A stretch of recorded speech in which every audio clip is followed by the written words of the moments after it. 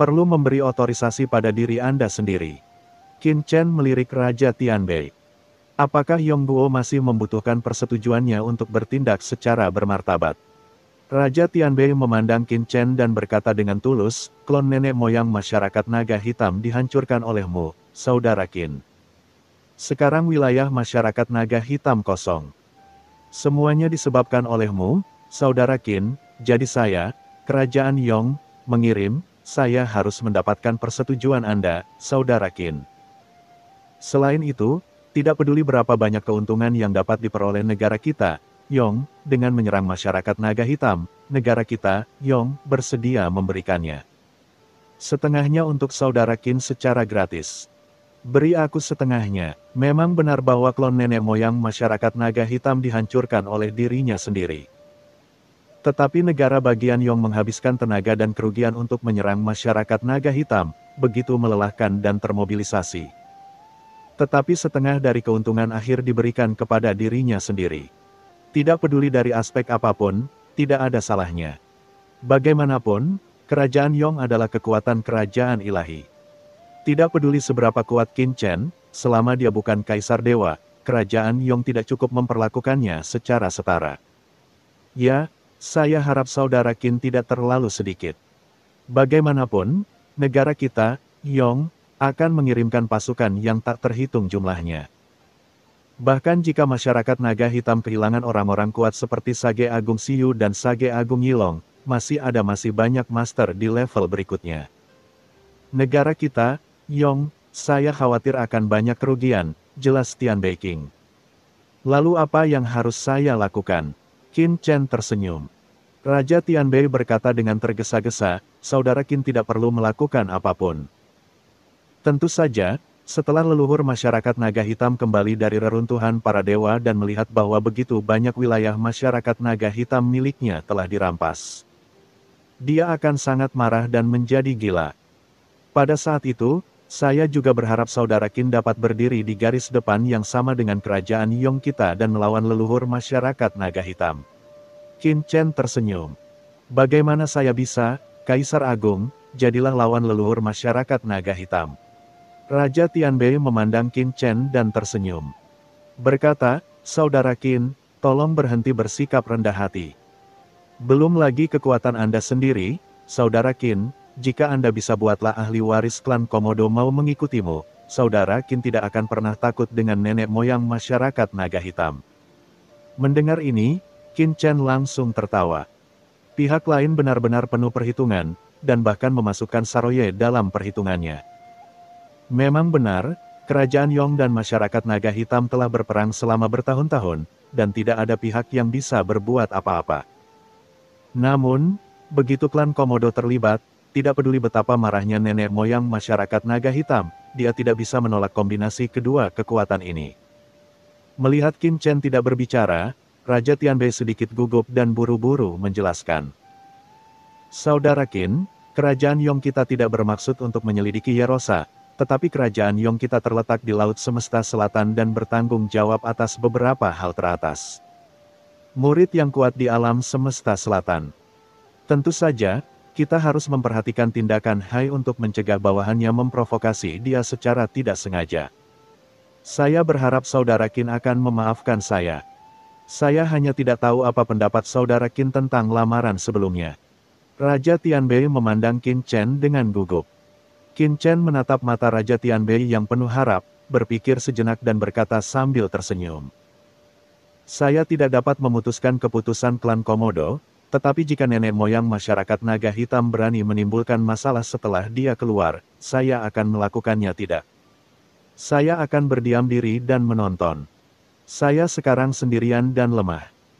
Jika saya ingin menguasai kota Nanyuan dan berkembang di laut alam semesta selatan ini, saya sangat membutuhkan bantuan dan kerjasama dari negara bagian Yong. Selama Yongguo tidak berkomplot melawan dirinya sendiri, bukan tidak mungkin kedua belah pihak dapat membentuk aliansi.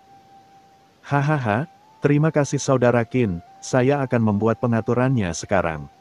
Raja Tianbei sangat gembira dan segera membuat pengaturan. Situasi militer sangat mendesak.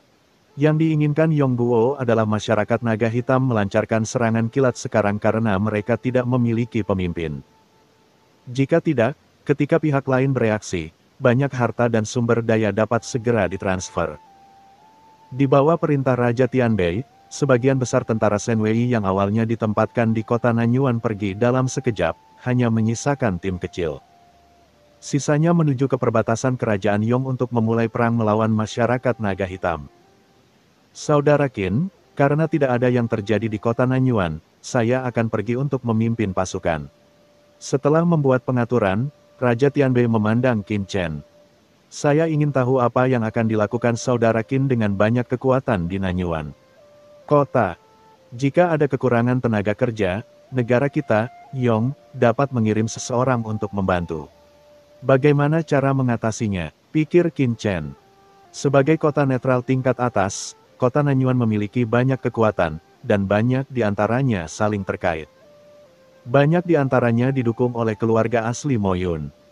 Ada juga beberapa kekuatan yang tersembunyi secara rahasia dan bekerja untuk Moyun, keluarga. Tentu saja, ada juga banyak dari Laut Semesta. Dia adalah kekuatan tertinggi dengan latar belakang yang besar. Raja Tianbei berkata, kerajaan Yong kami telah menyusup ke kota Nanyuan selama bertahun-tahun, dan kami sebenarnya mengetahui beberapa situasinya. Di sini, Saudara Qin hanya perlu mengatur nada, dan sisanya bisa dilakukan. Serahkan padaku, kerajaan Yong. Aku, kerajaan Yong, bersedia menjadi pisau di tangan Saudara Qin. Setelah membersihkan kota Nanyuan ini, saya akan memberi Saudara Qin kota Nanyuan yang bersih. Tentu saja, saya pribadi menyarankan. Beberapa kekuatan lokal yang memiliki kolusi mendalam dengan istana penguasa kota dapat ditangani secara langsung. Tetapi beberapa kekuatan dengan latar belakang dapat dihukum dan dibebaskan sebelum membiarkan mereka pergi. Kekuatan di belakang mereka tidak akan mengatakan apapun pada saat itu. Bagaimana menurut Anda, Saudara Qin? Raja Tianbei memandang Qin Chen. Kota Nanyuan cukup luas, dan banyak kekuatan di dalamnya berasal dari Laut Kosmik. Ada hubungan rumit di baliknya. Kota ini umumnya tidak cocok untuk satu ukuran untuk semua, jika tidak maka akan menimbulkan masalah besar. Biarkan mereka pergi setelah menghukum mereka. Qin Chen menggelengkan kepalanya sedikit, dengan mata dingin, sekarang saya telah menjadi penguasa kota Nanyuan, saya tidak ingin ada kegelapan di bawah kota saya. Misalnya, 10 kekuatan gelap itu, selama dosa itu ada. Itu yang serius dan mempunyai bukti nyata akan dieksekusi. Adapun kekuatan lain, selama mereka berkolusi dengan keluarga Moyun, tidak peduli dari kekuatan mana mereka berasal. Mereka juga akan dieksekusi. Bagi sedikit yang memiliki kejahatan normal, mereka tidak diperbolehkan merampas properti apapun, dan akan langsung diusir dari kota Nanyuan. Mereka yang beroperasi secara normal dan memiliki sedikit kejahatan dapat terus tinggal dan berkembang dengan tenang. Raja Tianbei terkejut. Semua orang yang melakukan kejahatan serius akan dihukum mati. Dia tidak dapat menahan diri untuk tidak berkata, banyak kekuatan memiliki latar belakang di lautan alam semesta. Dengan melakukan ini, Saudara Qin benar-benar menyinggung perasaan mereka. Mata Qin Chen dingin, dalam kasus saya perkembangan kota Nanyuan harus didasarkan pada ide saya. Jika Anda berani menimbulkan masalah, Anda dapat mencobanya dan melihat apakah kepala mereka sekuat nenek moyang naga hitam masyarakat. Setelah mendengar ini, Raja Tianbei tiba-tiba tersenyum pahit. Kalau begitu ikuti apa yang dikatakan Saudara Qin, tetapi Saudara Qin juga harus bersiap. Jika ini terjadi, saya khawatir banyak kekuatan akan meninggalkan kota Nanyuan. Kalau begitu biarkan saja mereka pergi. Saya, kota Nanyuan, juga akan tidak perlu kekuatan jahat ini. Mata Qin Chen acuh tak acuh. Raja Tianbei hanya bisa menghela nafas setelah mendengar ini. Saudara Qin sangat percaya diri sehingga dia berani membunuh secara langsung bahkan para pembunuh tingkat keos dari Tian Waitian.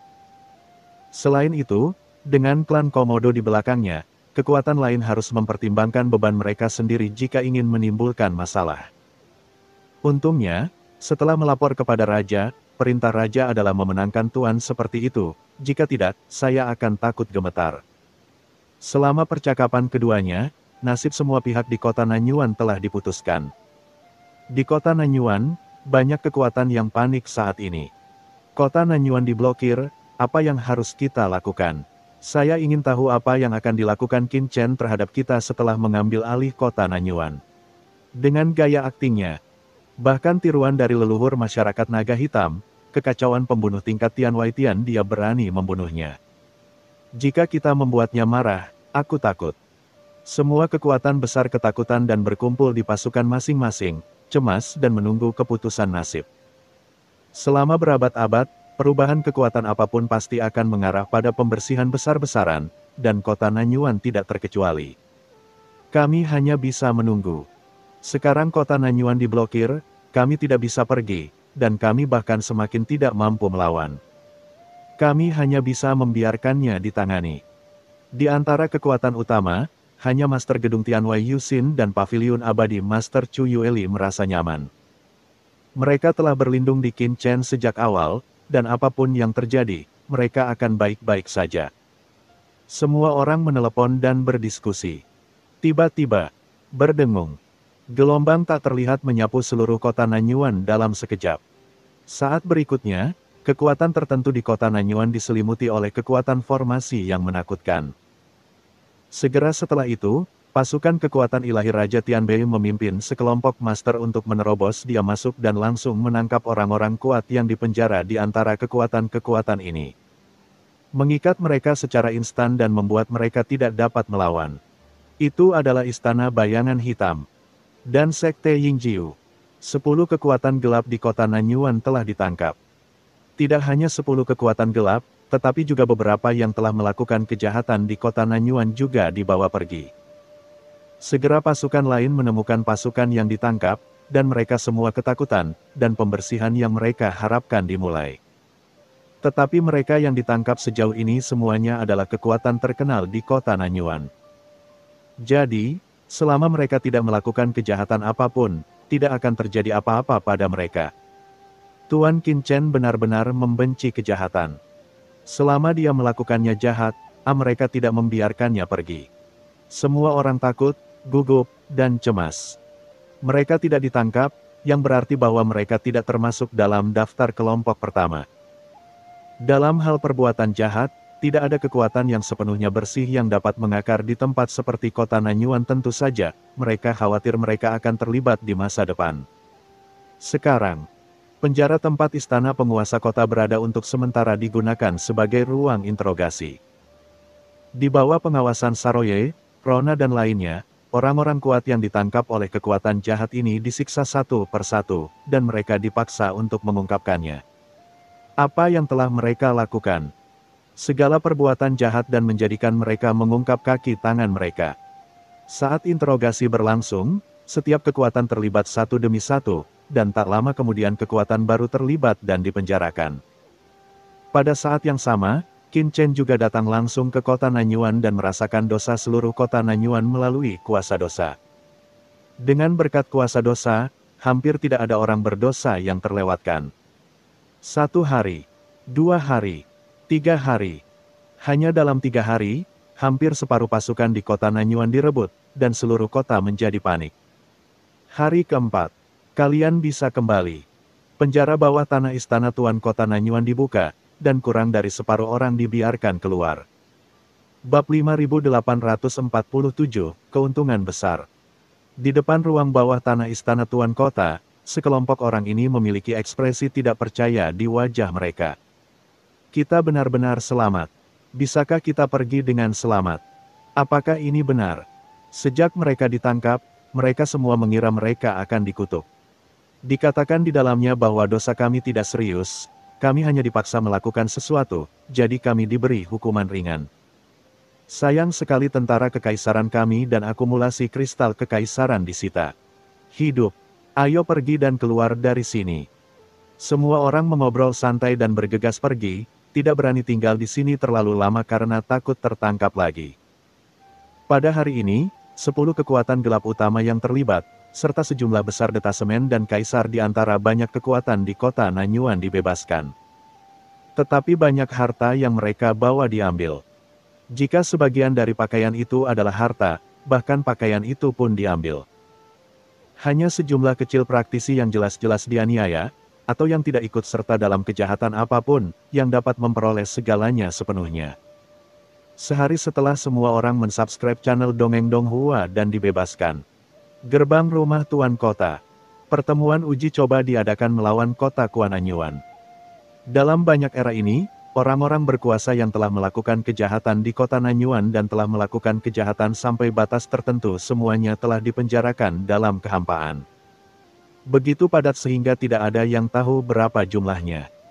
Ada banyak orang berkuasa di sini yang pernah menjadi pemimpin kekuatan besar di kota Nanyuan, dan semuanya telah melakukan kejahatan keji. Menghadapi seluruh penduduk kota Nanyuan, Saroye membaca dosa orang-orang ini satu persatu. Kemudian, dibawa kesaksian Paviliun Wangu, Menara Tianwei, dan kekuatan lainnya, dan dibawa penegakan hukum tentara Senwei Kerajaan Yong, orang-orang ini bersama-sama. Dosa keji datang ke kepalanya, terpenggal dan darahnya mengalir seperti sungai. Aura kaisar yang tak terhitung jumlahnya masih ada di dunia. Pada hari ini, lebih dari seperempat pemimpin pasukan di kota Nanyuan dipenggal dan kehilangan nyawa mereka. Hal ini sangat mengejutkan hati setiap praktisi yang hadir. Selama berabad-abad, ini adalah pertama kalinya dalam sejarah kota Nanyuan, atau bahkan sepanjang sejarah Laut Semesta Selatan, kejadian seperti itu terjadi dalam satu persidangan. Seperempat kepala kekuatan besar dipenggal. Dan peristiwa besar yang belum pernah terjadi sebelumnya pun terjadi. Dalam tampilan penuh, Qin Chen berdiri di atas kota Nanyuan dan membacakan sistem yang dia ambil alih. Suaranya yang menggelegar jelas mencapai telinga setiap warga kota Nanyuan. Mulai hari ini, semua sumber daya dan kesempatan di kota Nanyuan akan terbuka untuk siapa saja. Semua orang, selama mereka berhasil lulus penilaian persidangan kejahatan dalam waktu 3 hari, dapat mengajukan permohonan sistem registrasi rumah tangga formal. Mulai sekarang, selama karena mereka adalah penduduk kota Nanyuan, kemanapun Anda pergi di Laut Semesta, Anda akan dilindungi oleh kota Nanyuan. Petik 2. Selain itu, kota Nanyuan akan menerapkan kebijakan mudah masuk dan mudah masuk status penduduk kota Nanyuan mereka hanya perlu tidak mengajukan pendaftaran rumah tangga kota Nanyuan. Setelah jangka waktu habis, Anda akan langsung kehilangan status penduduk, dan Anda masih dapat hidup sebagai pengunjung kota yang netral, tetapi kebijakannya akan Anda nikmati. Akan sangat berbeda dengan penduduk formal. Selanjutnya, kota Nanyuan tidak menerima sistem pendaftaran rumah tangga pengaruh ganda, yaitu penduduk formal. Mereka tidak dapat menjadi subjek dari kekuatan lain pada saat yang bersamaan memiliki registrasi rumah tangga kekuatan lain, seperti Kerajaan Yong. Registrasi rumah tangga penduduk kota Nanyuan akan otomatis dibatalkan. Kebijakan dikeluarkan satu persatu, dan tak terhitung banyaknya orang di kota Nanyuan. Hal itu menyebabkan keributan dan pada saat yang sama waktu menghadapi keputusan besar. Apakah akan terus menjadi penduduk kota Nanyuan atau melepaskan status penduduk? Ada banyak diskusi di mana-mana. Istana bayangan hitamku telah hilang, dan kelima penguasa istana telah dipenggal. Kemana kita akan pergi sekarang? Tetaplah di kota Nanyuan. Jika leluhur masyarakat naga hitam datang nanti, aku khawatir kita akan mati. Mari kita pergi ke bidang bintang tertentu dan menjalani kehidupan kecil. Oh, beberapa bidang bintang kecil tidak aman. Dengan kekuatan kita, kita mungkin dibantai oleh orang-orang kuat yang lewat suatu hari nanti. Sebaliknya, Tuan Qin Chen iri dengan kota Nanyuan, jadi sebaiknya saya tetap di sini. Ya, saya sudah mengamati begitu lama. Selama Tuan Qin Chen masih memimpin kota Nanyuan, tempat ini akan melakukannya masih cocok untuk ditinggali oleh banyak kekuatan. Setelah mengalami pemenjaraan ini, banyak orang di kota Nanyuan dengan jelas memahami kebencian Qin Chen. Tinggal di kota Nanyuan, selama Anda selamat dari krisis nenek moyang masyarakat naga hitam, masa depan akan sangat cerah. Dan Anda tidak perlu khawatir menghadapi perlawanan dari kekuatan lain di sini. Dengan dibukanya formasi langit terlarang 9 meter, banyak orang yang khawatir akan terlibat oleh nenek moyang masyarakat naga hitam pergi satu demi satu. Untuk sementara waktu, populasi kota Nanyuan turun seperempatnya. Yang mengejutkan Qin Chen dan yang lainnya adalah lebih dari separuh penduduk tidak pergi. Salah satunya karena mereka tidak punya tempat tujuan, dan yang lainnya karena mereka bersedia tinggal di kota tempat Qin Chen berada. Saya tidak menyangka begitu banyak orang yang akan tinggal. Rumah tuan kota telah direnovasi, dan area yang awalnya luas berkurang lebih dari setengahnya dalam sekejap. Hanya menyisakan sebagian kecil. Tertahan dalam kehampaan di mana istana tuan kota berada, Qin Chen melihat bangunan dan partisi ruang yang tak terhitung jumlahnya di bawah. Dan menghela nafas dalam hatinya bahwa kota ini akan menjadi kotanya sendiri mulai sekarang. Meskipun kota Nanyuan di masa lalu hanyalah kota netral, sebenarnya di dalamnya tidak netral. Setelah mengambil kendali, kota Nanyuan akan sepenuhnya menjadi kota netral di masa depan. Orang-orang dari kekuatan manapun yang datang ke sini akan diperlakukan sama. Dan kota Nanyuan ini juga merupakan pangkalan pertama yang didirikan setelah memasuki Laut Semesta Selatan. Tuan, Saroye langsung muncul ke samping, semua harta keluarga Moyun, serta harta dan wilayah pasukan yang dihancurkan di kota Nanyuan telah disegel dan semuanya telah diinventarisasi, diminta. Semuanya ada di sini. Saroye menyerahkan harta spasial kepada Qin Chen. Semua harta dan harta benda ada di dalam. Beberapa di antaranya sulit untuk dihilangkan, dan beberapa pertukaran telah dilakukan melalui Raja Tianbei. Harta karun yang dikumpulkan kali ini terlalu besar. Bahkan kerajaan Yong tidak dapat memakan semuanya sekaligus. Saya telah berkomunikasi dengan Master Pavilion Abadi dan kekuatan lainnya, dan akan memakan waktu lama untuk mengirimkannya secara perlahan ke kekuatan lain di Laut Alam Semesta Selatan. Tarik dana sepenuhnya, Saroye menjelaskan, dan Qin Chen telah menerima harta karun luar angkasa dan melakukan penyelidikan. Saya melihat bahwa itu penuh dengan kristal kekaisaran dan berbagai harta karun. Beberapa harta yang lebih berharga ditinggalkan oleh Qin Chen Rang, karena bahkan jika dia tidak dapat menggunakan harta ini. Senior Xiao Yao Supreme di alam semesta asli masih memiliki cukup banyak harta yang digunakan. Saroye melanjutkan, total berbagai harta karun di dalamnya, termasuk beberapa barang yang dijual, kristal kaisar setelah dikembalikan berjumlah sekitar 300 juta, dan harta lainnya seperti senjata, material, del. Didiskon sekitar 800 juta, membuat nilai totalnya lebih banyak. Dari 1 miliar kristal kaisar. Qin Chen mengangguk. Ada 1,1 miliar harta, termasuk 300 juta kristal kekaisaran. Seharusnya tidak ada kekurangan kristal kekaisaran untuk budidayanya dalam waktu singkat. Dibandingkan dengan kaisar kristal, sebenarnya yang paling berharga adalah hati kaisar Mo Yun Gubo dan orang-orang kuat lainnya. Hati kaisar dewa setengah langka akan memiliki nilai luar biasa bagi dunia luar. Adapun harta karun lainnya, Qin Chen melihat bahwa itu semua adalah benteng perang dan harta karun lainnya. Benteng perang tingkat atas ini sangat mahal, dan salah satunya bernilai puluhan juta kristal kaisar, tetapi tidak berguna bagi Qin Chen. Ada juga beberapa keterampilan, senjata kekaisaran, dan harta lainnya yang sama sekali tidak terlihat oleh Qin Chen. Harta karun sebenarnya adalah harta karun di harta luar angkasa Mo Yun Gubo, Sage Agung Cucun, dan Sage Agung Siyu.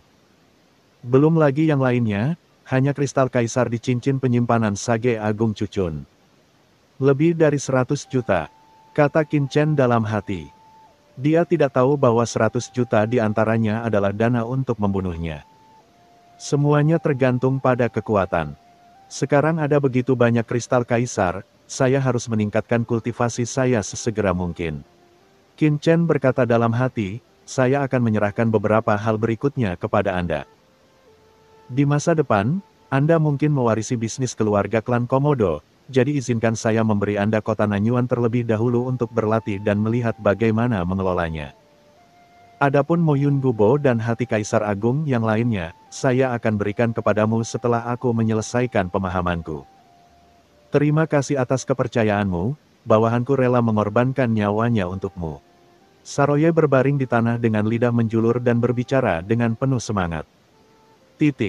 Tuan, Anda masih peduli pada diri sendiri. Saroye merasa senang dengan dirinya sendiri. Sepertinya saya harus mengambil inisiatif untuk berbicara dengan Raja Tianbei itu dan melihat bagaimana kabarnya dengan masyarakat naga hitam. Karena Tuhan meminta saya untuk mengatur urusan ini, saya harus lebih memperhatikan Tuhan. Melihat Qin Chen pergi, Roye segera berbalik dan pergi. Di dalam istana Tuan Kota, terdapat ruang pelatihan tertentu. Sejumlah besar kristal kaisar muncul di sekitar Qin Chen, dan dia berlatih pengasingan lagi. Saat ini, dia masih sedikit kekurangan kaisar puncak. Setelah memurnikan 300 juta kristal kaisar ini, dia mungkin hampir sampai. Juga, asal-usul jalan besar yang dikembangkan oleh Mo Yun Gubo dan yang lainnya juga memiliki banyak manfaat baginya, jadi Qin Chen tentu perlu memahaminya dengan cermat. Dan saat Qin Chen mundur, apa yang terjadi di kota Nanyuan secara alami seperti embusan angin, menyebar ke seluruh alam semesta selatan bersamaan dengan terbukanya kota Nanyuan. Secara khusus, pertempuran ini juga terkait dengan klon nenek moyang masyarakat naga hitam, konfrontasi antara kerajaan Yong dan masyarakat naga hitam, dan situasi di seluruh laut semesta selatan. Pesan yang tak terhitung jumlahnya menyebar dengan cepat di laut semesta selatan, dan bahkan menyebar keluar laut semesta selatan. Klan Surgawi, yang selama ini memperhatikan laut alam semesta selatan, secara alami mengetahui berita tersebut di bawah perintah Tuhan. Apa, kota Nanyuan berpindah tangan, dan itu adalah keturunan langsung dari binatang komodo bernama Yerosa. Ekspresi tetua klan Tian berubah drastis. Bab 5848. Tidak punya otak. Yerosa, nama ini, apakah itu Nazaroye? Tetua klan Tian melihat informasi di tangannya, wajahnya sangat jelek. Saat itu, ayah Nazaroye, Pangula, mengalahkanku klan Tian di Laut Semesta Selatan. Klan Surgawi diam-diam telah mencari jejak Nazaroye, tetapi belum pernah mendengarnya. Tanpa diduga, ia pergi ke kota Nanyuan. Tetua klan Surgawi mengerutkan kening, tapi Nazaroye bukanlah seorang jenius. Apakah kamu mengenali orang dewasa lagi? Informasi ini mengatakan bahwa kekuatan Nazaroye luar biasa. Sungguh aneh. Masalah ini harus dilaporkan kepada Tuhan. Pikir sesepuh klan Surgawi. Setelah beberapa saat, tetua klan Surgawi telah tiba di harta paling berharga klan Surgawi, Menara Surgawi. Hong Fei, ada sesuatu yang ingin ku minta padamu untuk menemui Tuhan. Saat dia mendekati menara, lelaki tua itu buru-buru memberi hormat kepada seorang wanita berbaju merah di depan menara. Wanita berbaju merah terdiam beberapa saat, mengangguk sedikit, dan menyingkir. Pria tua itu segera mengulurkan tangan dan memasuki menara. Salam kepada Tuhan. Memasuki menara, dia melihat wanita berpakaian putih memegang sepotong batu giok, dan lelaki tua itu buru-buru memberi hormat dengan hormat. Wanita itu bahkan tidak memandangnya, dia hanya berkata dengan tenang, "Apa yang kamu inginkan dariku?" Orang tua itu buru-buru berkata dengan hormat, "Ya Tuhan, ini tentang marga Komodo. Marga Komodo Pangula itu yang mengalahkanku saat itu." Wajah klan Surgawi, "Tuhan, Anda mengatakan kepada saya untuk tidak bertindak gegabah, tetapi Anda dapat menemukan kesempatan untuk berurusan dengan Nazaroye secara diam-diam. Sehingga dia kehilangan kesempatan untuk mewarisi klan Komodo. Oh, Anda berhasil." Wanita itu mendongak dan menatap lelaki tua itu. "Atau apakah kamu melakukan sesuatu yang buruk dan ditemukan oleh klan Komodo?" Dia memiliki kesan tentang masalah ini, tapi itu hanya masalah kecil, jadi dia tidak terlalu memperhatikannya. Tapi sekarang melihat ekspresi lelaki tua itu, masalah ini kemungkinan besar ada masalah. Tidak satupun dari mereka, tetua klan Tian-Tian berkata dengan canggung. "Mengikuti instruksimu, bawahanku diam-diam menanyakan tentang jejak Nazaroye, tapi Nazaroye sepertinya menghilang secara misterius, dan tidak ada kabar sama sekali. Sampai beberapa waktu yang lalu, mata-mata klan kita di Laut Semesta Selatan mendapat informasi." Setelah mengatakan ini, lelaki tua dari klan Tian menunjukkan ekspresi tidak percaya di wajahnya, dan buru-buru menyerahkan slip giok. Masalah ini tidak dapat dijelaskan dalam beberapa kata, Tuhan. Lihat. Wanita berpakaian putih itu mengambil batu giok itu dengan santai dan menembusnya dengan kesadaran spiritualnya. Pada awalnya, wajahnya sangat tenang, tetapi saat berikutnya, pupil matanya tiba-tiba menyusut, menunjukkan ekspresi terkejut. Qin Chen. Dengan tubuh Kaisar Agung, kalahkan klon leluhur masyarakat naga hitam. Menempati kota Nanyuan. Wanita itu tiba-tiba menatap lelaki tua itu, "Apakah beritamu benar?" "Itu pasti." "Benar," orang tua itu berkata dengan tergesa-gesa, "Ya." Banyak mata-mata dari klan surgawi kita di laut alam semesta selatan yang kembali dari berbagai sumber, tetapi bawahan saya curiga bahwa Nairosa bukanlah Saroye yang kita cari. Bagaimana kamu menilai? Wanita berbaju putih itu mengerutkan kening. Menatapnya. Orang tua itu buru-buru berkata, menurut informasi kami sebelumnya, Nasaroye adalah pewaris pamula, dan tingkat budidayanya tidak dapat mencapai tahap awal Kaisar Puncak. Dan menurut informasi yang disampaikan oleh mata-mata, Saroye ini berada di setidaknya tingkat mendiang Kaisar. Ini, bodoh. Wanita berbaju putih itu menatapnya dengan dingin, apakah kamu masih ingat apa yang saya katakan sebelumnya? Pria tua itu tertegun. Dulu kalian bertanya-tanya kenapa Pamula ingin menjadi musuh klan surgawiku demi penguasa kota Yong dan Kaisar Agung Kekuatan Kegelapan. Aku juga sedikit bingung. Sekarang aku mengerti bahwa Laut Semesta Selatan ini benar-benar mengandung peluang besar. Wanita itu menyipitkan matanya. Ya Tuhan, apa yang harus kita lakukan selanjutnya? Orang tua itu berkata dengan suara yang dalam, sekarang kita tahu bahwa Nairosa adalah Saroye. Bawahanku akan segera membawa orang ke kota Nanyuan untuk mencari cara membunuh Nairoye. Tumbuh besar, klan surgawiku.